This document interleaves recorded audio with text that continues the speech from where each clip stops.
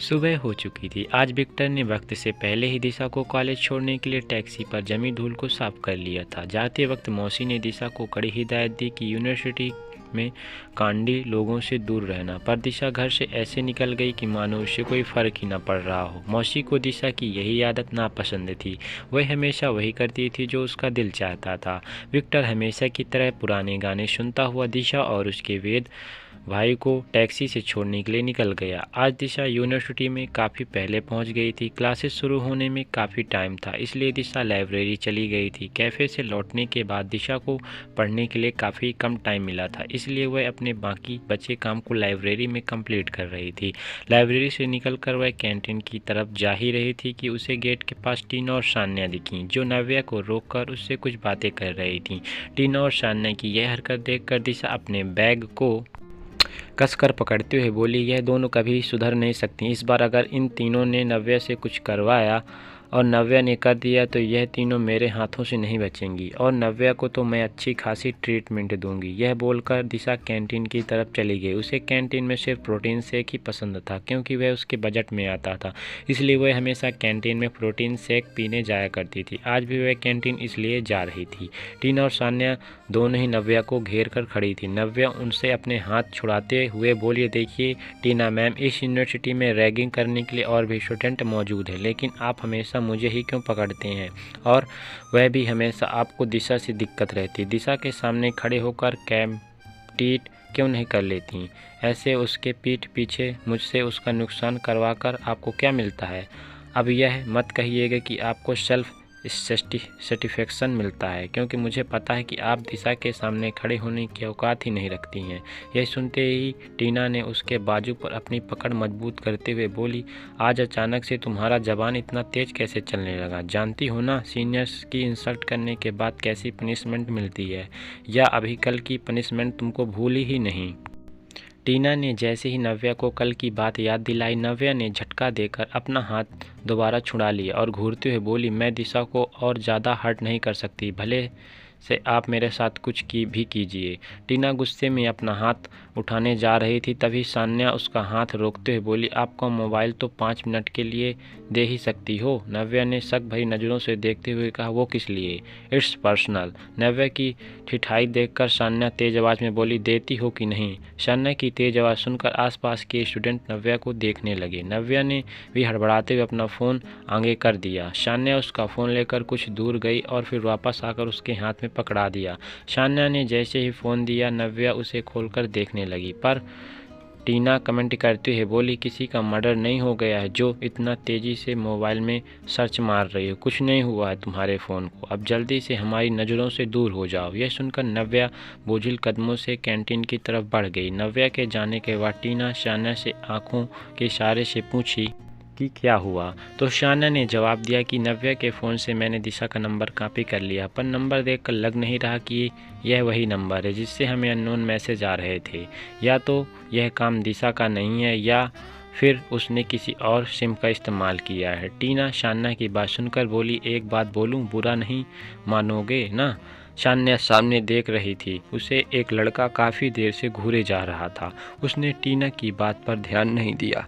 जब टीना ने अपनी बात को तेज़ आवाज़ में दोहराया तो सान्या उस लड़के के तरफ से एक अंदाज में मुड़ी कि जैसे वो फूल इग्नोर करके उसे यूजलेस बता रही हो, और कातिलाना अंदाज में अपने बालों को उंगलियों से गोल गोल घुमाते बोली, क्या? बोलो। टीना ने हल्की आवाज़ में कहा, आज नव्या ने कहा है कि तुम दिशा को सामने से कॉम्पिटिट नहीं कर सकती, जबकि दिशा तुम्हारी जूनियर है। कल को और लोग भी यह बात बोल सकते हैं। यहाँ मौजूद सभी लोग जानते हैं कि तुम हमेशा दिशा को लो फील करवाने के पीछे पड़ी रहती हो। टीना की बात सुनकर सान्या आंखें बड़ी करते हुए बोली, ये तुम बोल रही हो टीना? I can't believe. तुम मेरे बारे में ऐसी बातें कैसे सोच सकती हो? मैं किसी को लो क्यों फील करवाऊंगी? कुछ लोग जन्म से ही लो होते हैं। Low class, low sense, low society and everything low offer. Sanya अभी यह बोल ही रही थी कि उसने कुछ स्टूडेंट को एक तरफ जाते हुए देखा।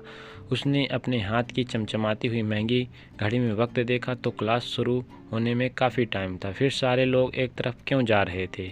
इस सवाल का जवाब जानने के लिए सान्या और टीना भी उस भीड़ में शामिल हो गईं। उन्होंने देखा कि अभी अभी पियोन ने नोटिस बोर्ड पर कोई ऐड लगाया है। सारे स्टूडेंट की नज़र उसकी ऐड पर थी। टीना की हाइट कम होने की वजह से वह नोटिस बोर्ड नहीं देख पा रही थी और शान्या को भीड़ में सफोकेशन होने की वजह से वह भीड़ से बाहर निकल कर खड़ी हो गई थी। कुछ देर बाद उसे घूरने वाला लड़का उसके पास आया और बोला, मे आई हेल्प यू? उस लड़के को देखती शान्या एटीट्यूड में बोली, तुमसे और हेल्प कभी नहीं, उसके लिए मेरी फ्रेंड टीना एनफ है। यह सुनकर वह लड़का फ्लर्ट करने के अंदाज में बोला, आपके दोस्त का नाम टीना है तो टीना की इस खूबसूरत दोस्त का क्या नाम है? यह सुनते ही शान्या झल्लाकर बोली, you know what, you can't afford me, so don't try to touch much, your effort will go in vain. Shanya की बात सुनकर वह लड़का सिर हिलाकर चुपचाप खड़ा हो गया। जब कुछ देर बाद टीना भी फिर से बाहर आ गई और बोली, यार शान्या, भीड़ ख़त्म होने के बाद ही देख लेंगे क्या है वहाँ पर, अभी काफ़ी धक्का मुक्की हो रही है, इतनी भीड़ तो रिजल्ट देखने के लिए भी नहीं लगती है। टीना की बात सुनकर शान्या के बगल में खड़ा लड़का बोला, शान्या नाइस नेम। उस लड़के की बात सुनकर टीना ने शान्या से कहा, ये क्या बोल रहा है? टीना की बात सुनकर भी शान्या बिना कुछ जवाब दिए क्लास की तरफ जाने लगी। अपनी बार बार होती इंसल्ट के कारण वह काफ़ी डिस्टर्ब फील करने लगी थी। क्लास की तरफ जाते वक्त वह कॉरिडोर में विवान से टकरा गई। विवान को देखते ही वह अपने सारा गुस्सा उस पर निकालते हुए बोली, आज मुझे तुम सबकी शक्ल ही नहीं देखनी, पूरा मूड ख़राब कर देते हो तुम सब। पता है नहीं यूनिवर्सिटी में कहाँ से इतने कचड़े भर गए हैं, यहाँ की फैकल्टी किसी का भी एडमिशन ले लेती है, कम से कम उनका इकोनॉमिकल क्लास तो देख लेनी चाहिए। यह बोलकर शान्या अपने कपड़े झाड़ते हुए क्लास की तरफ चली गई। उसके जाने के बाद विवान अपने कंधे उचकाते हुए बोला, यह लड़कियां कितने टाइप की होती हैं यार, कल वाली टकराने के बाद शर्म के मारे लाल हो रही थी और ये गुस्से के मारे लाल हो के चली गई। उफ, ये लड़कियां और इनके नखरे। विवान अभी कॉरिडोर से बाहर आया ही था कि उसे नव्या मिल गई। नव्या दिशा को खोजते हुए लाइब्रेरी की तरफ जा रही थी। विवान ने उसे देखते ही कहा, ओह हेलो मिस। नव्या ने बिना पलटे कहा, नव्या नाम है मेरा, और तेजी से लाइब्रेरी के अंदर भाग गई। विवान अपने सिर पर हाथ मारते हुए बोला, यार यहाँ इस यूनिवर्सिटी की लड़कियाँ इतनी ज़्यादा अजीब क्यों हैं? नव्या लाइब्रेरी के अंदर जाने के बाद किताबों के रो के पास खड़ी होकर किताब से अपना चेहरा छुपाकर मुस्कुराने लगी और अपने सिर पर हल्की सी चपत लगाते हुए बोली, उस विवान को देखते ही मेरी धड़कनें बेकाबू क्यों हो जा रही हैं? कहीं ये प्यार वार का चक्कर तो नहीं?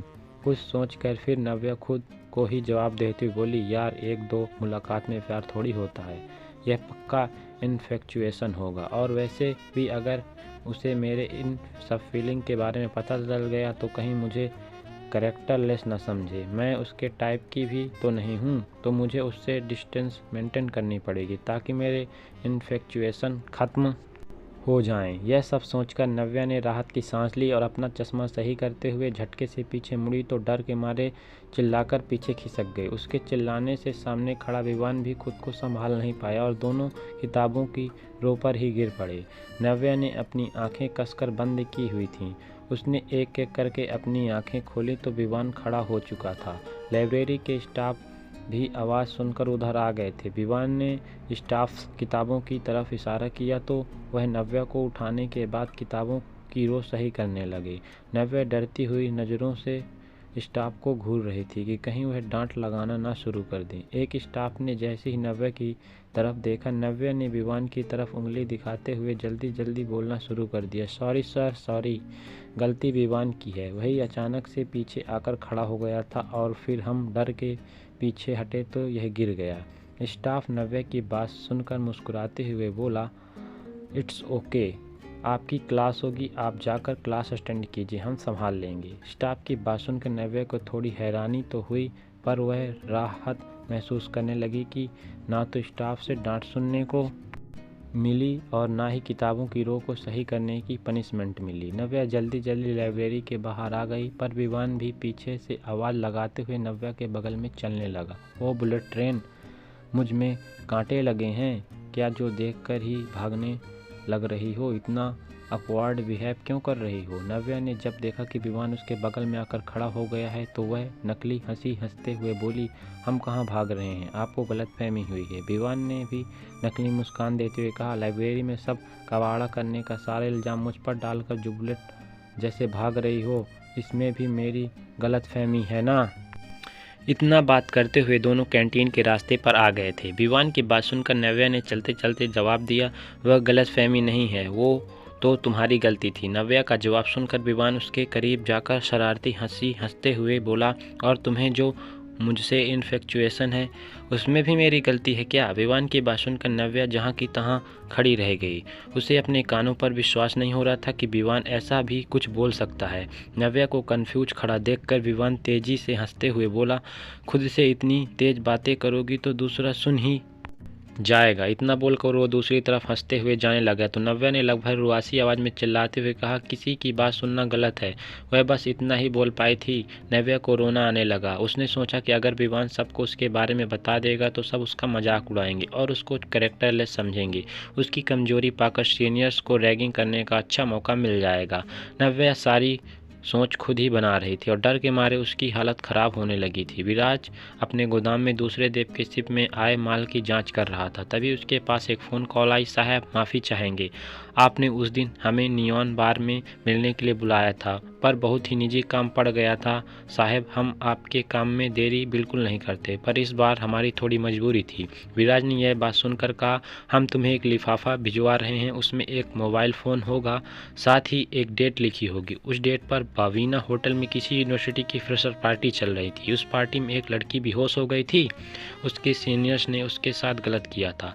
मेरी तरफ से इतनी फॉर्मेशन तुमको दी जा रही है, साथ ही उसका फ़ोन भी मैंने तुमको भिजवा दिया है। अब तुम मुझे उस लड़की का पूरा बायोडाटा 2 दिन के अंदर दोगे। यह सुनकर मोबाइल फ़ोन की दूसरी तरफ से आवाज़ आई, साहब आपका हुक्म सर आँखों पर, आपका काम हो जाएगा। यह बात सुनकर विराज के चेहरे पर एक लंबी मुस्कान खिंच गई। विराज के आसपास खड़े उसके बॉडीगार्ड और स्टाफ उसकी मुस्कान देखकर हैरान थे। विराज जैसा टफ पर्सनालिटी वाला इंसान एक फ़ोन कॉल के बाद मुस्कुरा रहा था, यह बात वहाँ मौजूद लोगों को गुदगुदा रही थी। विवान ने तो मस्ती में अपनी बातें कह दी थी पर नव्या पूरी तरीके से सीरियस होकर अभी भी वहीं खड़ी थी। विवान के लिए ये बातें भले ही नॉर्मल रही होंगी पर नव्या वहाँ खड़ी खड़ी अभी भी अपने फैमिली से लेकर सीनियर्स तक सबके बारे में सोचकर डरे जा रही थी। वह और भी देर खड़ी रहती अगर उसे दिशा खींचते हुए क्लास में नहीं ले गई होती। दिशा ने जब क्लास में जाते हुए उसे चुपचाप अकेले खड़े देखा तो उसे लग गया कि कुछ न कुछ गड़बड़ हुआ है। दिशा के लाख बुलाने के बाद भी जब वह क्लास की तरफ नहीं आई तो दिशा खुद उसके पास चली गई और उसे खींचते हुए क्लास की तरफ ले गई। दिशा बार बार पूछ रही थी कि हुआ क्या है पर नव्या ने अपना मुंह नहीं खोला। फिर दिशा ने कहा कि टीना या साना ने कुछ किया तो उसने सिर हिला दिया कि उन दोनों ने इस बार कुछ नहीं किया। थकान की वजह से वैसे ही उसका मूड थोड़ा डिस्टर्ब हो गया। उसे क्लास की तरफ ले जाते हुए दिशा उसका चेहरा देखते हुए बोली, मूड सही हो जाएगा तो असली बात मुझे बता देना और क्लास मिस करना किसी तरह की समझदारी नहीं है। इस क्लास के बाद ऑडिटोरियम हॉल में बुलाया गया, लगता है कोई खास बात होगी। अपना ध्यान अभी कॉलेज पर लगाओ, यहाँ पर मौजूद इन डिस्टर्बिंग एलिमेंट्स पर नहीं। दिशा की बात सुनकर नव्या को कुछ कॉन्फिडेंस आ गया। उसने सोच लिया कि विवान से बात करेगी, कि विवान यह बात मजाक में भी किसी से ना करे, इससे उसका कैरेक्टर हर्ट होगा और वह अब पढ़ाई पर ध्यान लगाएगी।